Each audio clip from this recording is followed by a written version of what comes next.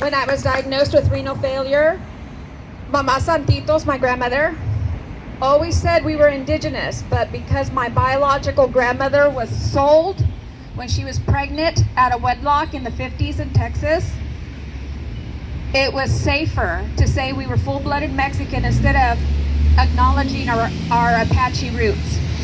So I am a reconnecting native, and for me that means I am learning my culture that I've lost. I have some little bit of teachings from Mama Santitos and Papa Chevo, and I hold those teachings very dear. So I'm going to talk a little bit about ICWA and the history, and I want you to think about certain things as I'm talking. And let's go ahead and start.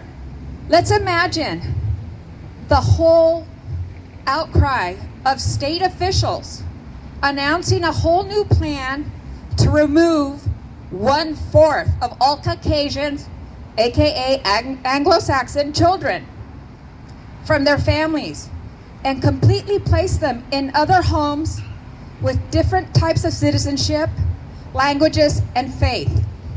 I want you to all imagine that type of outcry. That is what's happening and was happening up until 1978 to our Native children for decades and decades, with barely a ripple of protest outside of our indigenous communities. Between 25 and 35% of all Native children were removed, stolen, kidnapped from our families and placed in foster, quote-unquote, adopted homes or residential institutions, not schools, institutions. Think about that.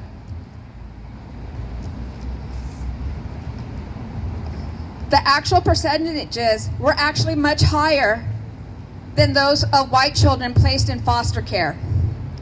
The Indian Child Welfare Act, also known as ICWA, was enacted November 8th, 1978 by the 95th U.S. Congress. Yes, for those who are unaware, the federal law is only 44 years old. That's just a few years younger than me. This law addresses past and current problems. ICWA seeks to accomplish goals by limiting the state's ability to remove our children from our families and by giving tribal courts primary jurisdiction on Native cases. ICWA also was created to keep our children connected to our indigenous traditions, our faith, and our communities. And that's just to mention a few. Tribal sovereignty matters. And for those who don't know what sovereignty means, I want you to think about if you ever went to Italy, you have Italy and then you have the Vatican City. The Vatican City is a sovereign country within a country. So, all our federally recognized tribes, they're sovereign countries within the United States. That's what we're talking about here. ICWA acknowledges tribes' right to govern child welfare cases. It's strengthening our independence and our sovereignty. ICWA prevents families' disruption by setting minimum standards for removing children from our homes and while promoting stability and well-being. ICWA prioritizes placement with extended family or tribal members, as we heard our brother Hawk here talk about it. Children will be able to continue being connected to our culture, our traditions, our faith, and so forth. This law that protects indigenous families is now completely under attack.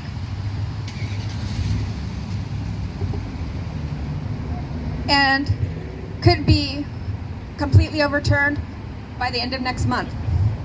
The struggle to continue to protect tribal sovereignty is happening. The Supreme Court will be issuing the ruling on Bracking versus Holland, as it was mentioned earlier, at the end of the month of June. And just some facts that we know. The lawyers representing the family for free are the same lawyers from the Dakota Pipelines. Hello? Dakota Pipelines. The lawyers are representing this family for free. And the child in question is a little girl who is Dene, and they want to adopt her. And they're saying ICWA is unconstitutional and racist. And from all the research that I've been doing, the child in question, her grandmother wants her. And how's that okay? Again, imagine if this happened to 1/4 of all the white children. And then, how many of you know Harlan Crow, or have heard of Harlan Crow? Raise your hands.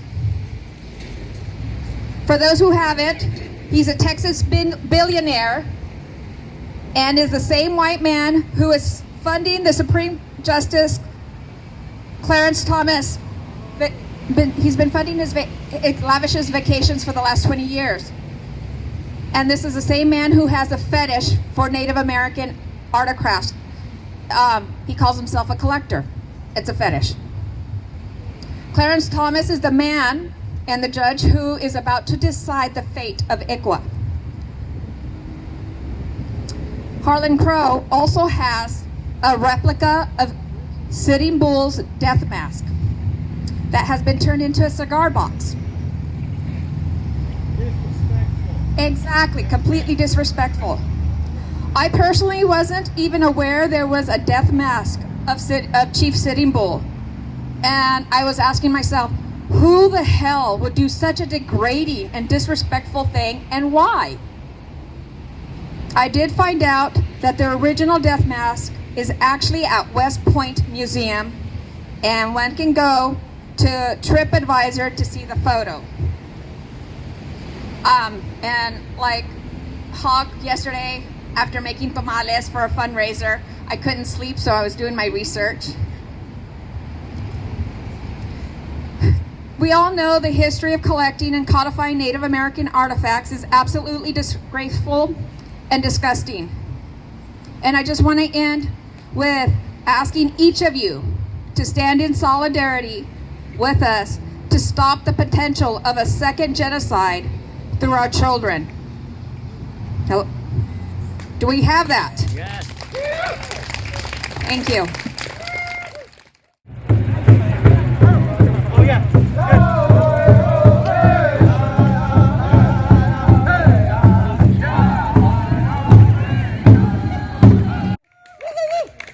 Okay, so I'm East Still. It's actually Pulaski Still, from the Confederated Tribes of Grand Ronde, and so my story in a nutshell is my mom was full blood from Confederated Tribes of Grand Ronde. Her mother died giving birth to her, so there was no ICWA at that time, right? So she wound up in an orphanage, a Catholic orphanage, and in that Catholic orphanage, she was literally taught to hate the fact that she was an indigenous woman. She was so ashamed of that. And there was no denying it to look at her, but she did her very best to pretend she wasn't an indigenous woman. She did try to pretend that she was a Hawaiian person, and she would put flowers in her hair because that was more acceptable than being a Native woman. She went through her short life hating who she was because that's what she was taught in this white orphanage. Then she was adopted into a white family, and she would dig potatoes for them. And so more of that same treatment. She wound up getting killed. She was an alcoholic. She got killed outside of a bar when she was just 32 years old. And she died never knowing what it would be like to love herself as a beautiful indigenous woman. If ICWA was around, you know, just maybe she would have been placed with our people where she belonged, where she could learn to love herself and embrace her culture and her traditions. I was really fortunate that when my grandson was going to get ready to be put up for adoption, despite my background, my colorful background, where normally they would not have placed him with me. Because of ICWA, they placed him with me, and it was at that moment that I knew I needed to turn my life around and to be a better role model for my grandson. And I got to raise him in recovery. He didn't have to experience all the trauma that so many of us go through. And, you know, he's not perfect, but he's far from what many of us had to go through. And he's really proud of who he is. And he gets to embrace our culture and traditions as he learns to the best he can as an urban Indian. Anyway, that's just like one of the things that ICWA can do for you, is like keep our children with us. That's where they belong, instead of trying to further, what's the word? Assimilate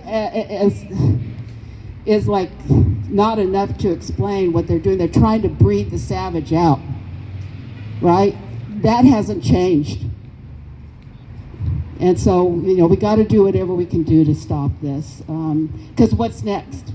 You know, that's just one big chip in our sovereignty, and then it'll be the casinos, and then it'll be our land, and then who knows what next. So we got to stop it now.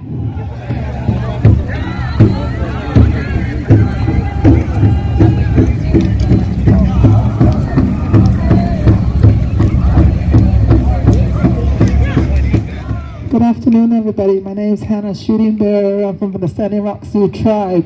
Yeah. I moved out here in Oregon 23 years ago. Coming to Oregon was a shock for me because I come from the Standing Rock Res, home of Dapple. So I'm always a fighter for land, children, anything that I see injustice for us indigenous and native people. I'm going to give you a story about my own. When I moved out here to Oregon, making bad choices in my life when I was out here, when ICWA came involved in my life, child welfare. I just want to give you a short story of what happened in my life when child welfare came into my life. Yes, they took my children. They placed them in white people's homes. My children has never seen white or never been in white people's homes. My children are full-blooded Indians. One's half, but he's still full-blood in his heart. When they came to take my kids, my son was 17 years old. He's been babysitting his brothers, his siblings for all through his high school years. He asked these white people, "Why are you taking us? I take care of my brother and sister. I'm almost 17. I'm 17 years old. Where were you a long time ago when I needed you?" But we worked from that, calling my tribe and letting them know that child welfare took my children. Thank God for my mother, God rest her soul. She got involved. She called the tribal court and told them, "I want my Tagojas here. I don't want them placed in a Washichu home. They need to be with their grandmother, their unchi, on their own land." But instead, I straightened up, proved those Washichus wrong, that we're not alcoholics. It got my treatment. And ever since, we've been together. So see, genocide is still here. It's still here to this day. And we're still fighting, regardless of what happened ages ago to our ancestors. Here we gotta fight for our children, our Tagojas, our grandchildren, our future.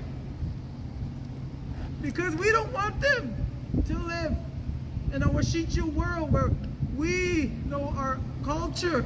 We know our traditions, know our ways of life, to continue that on, even though we live in this colonized land, which belongs to us anyway. See them back there? Look at them back there. They're looking at us. Reminder, whose land? Our land. Whose land? Our land. So thank you guys for always coming in solidarity. Me and Huck, we know what we need to do here along the valley. Come Judgment Day to this day, the judgment of this day that comes for Ikwa. Hopefully Creator Pray is looking upon us today like He is today, giving us beautiful weather. Last time we were in the rain. I said those are the children's tears, saying somebody's finally sticking up for us. Finally justice being served. So, come June, we may be right here again, but I want bigger numbers. We'll take these streets back.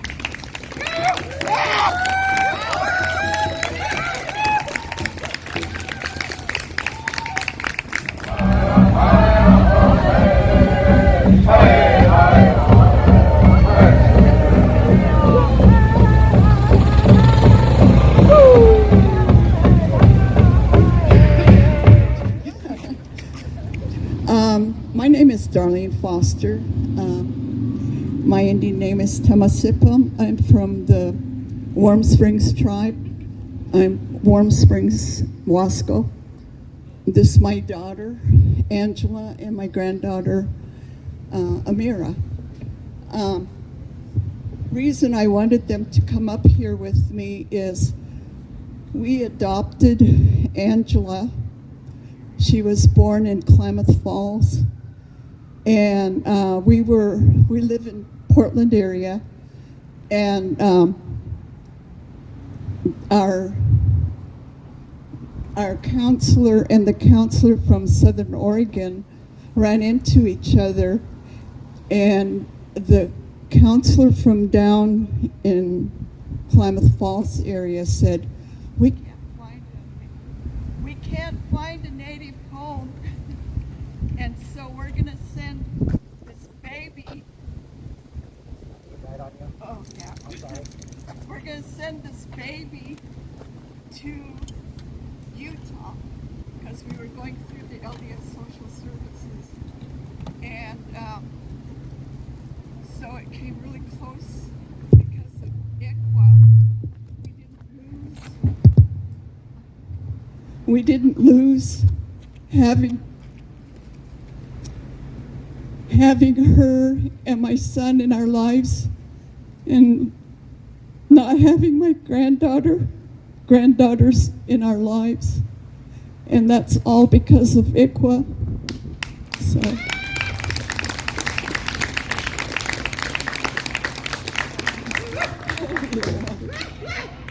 anyway, that's kind of where I am.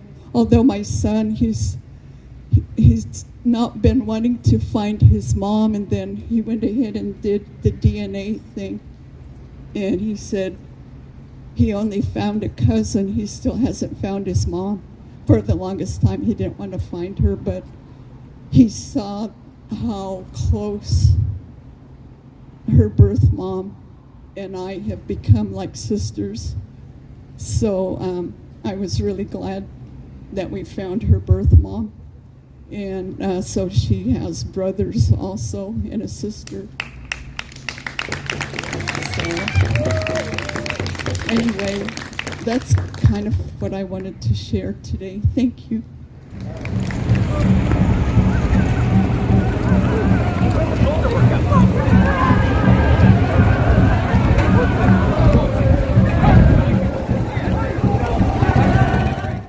So it's really scary to think about. Obviously, the ICWA, I was born in '86.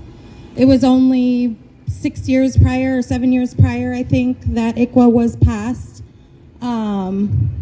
Before that, my mom almost got stolen by the state when she was in boarding school, actually, because I asked her about it. And in boarding school, she got tuberculosis, which was pretty common. And they did tests for it pretty regularly. And so she got pretty sick. I think that's the same time, right? Yeah, and so she was in the hospital. And the nurses were telling her that they weren't going to let her go back home because her house wasn't fit for her to live in, because they were poor, because they didn't have plumbing, because they didn't have a fit place for her to go to when she was sick. So they were going to send her away. They were just going to steal her and take her and send her away to some home. And her sister, luckily, her older sister, luckily showed up that day at the hospital, and she was crying. And her sister asked her what was wrong, and she told her, they're not going to let me come home. And her sister made a big fuss about it and took her home with her from that hospital.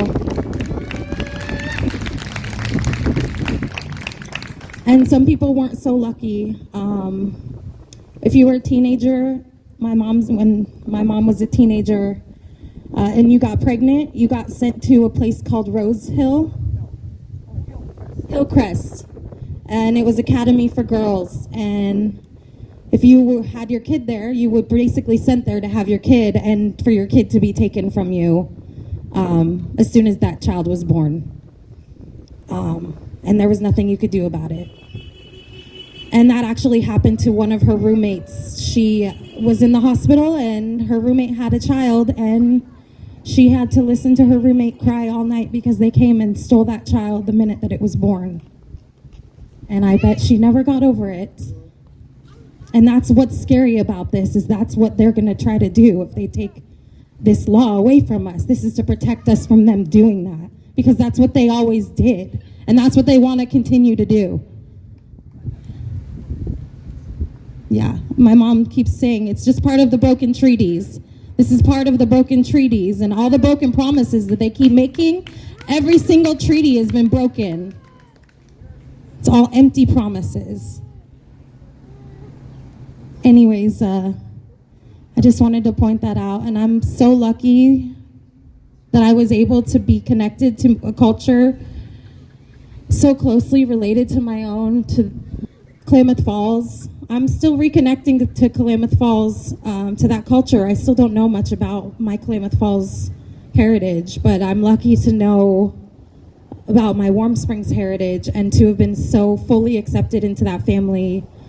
And yeah, I really appreciate my mom and my dad for adopting me.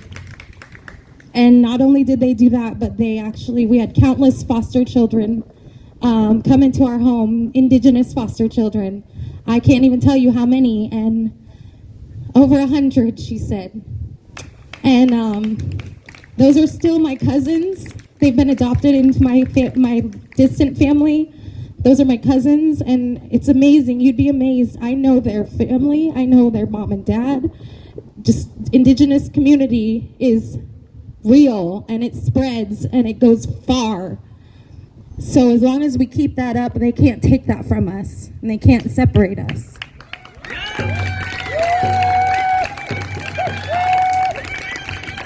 So thank you everyone for being here to defend ICWA, because it is extremely important to me and a lot of us.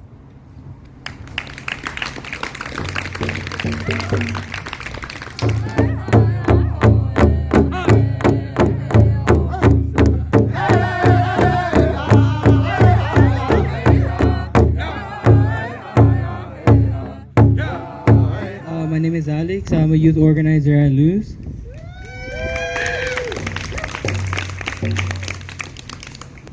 First of all, I would like to say I'm here as a person of Indigenous descent from the South. I'm in solidarity with all the Indigenous siblings who are under attack by the colonial government known as the United States government.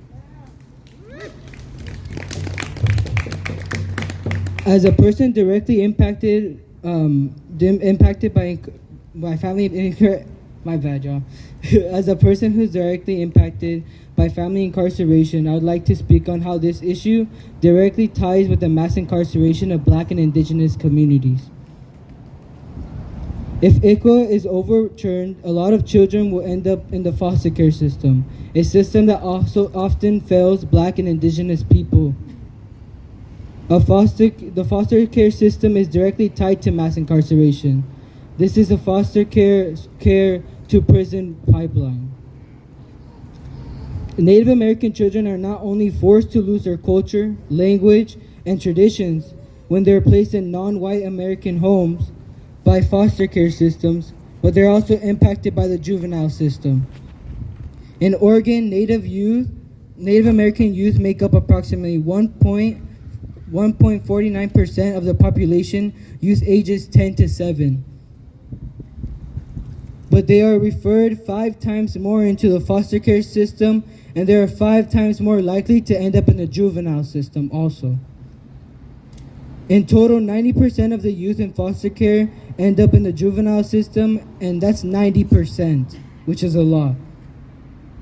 As you see here, it's urgent that we fight and keep ICWA, one of the only protection for Native American students. To also end the mass incarceration of indigenous children must be protected also. We cannot and will not stop fighting. Thank y'all.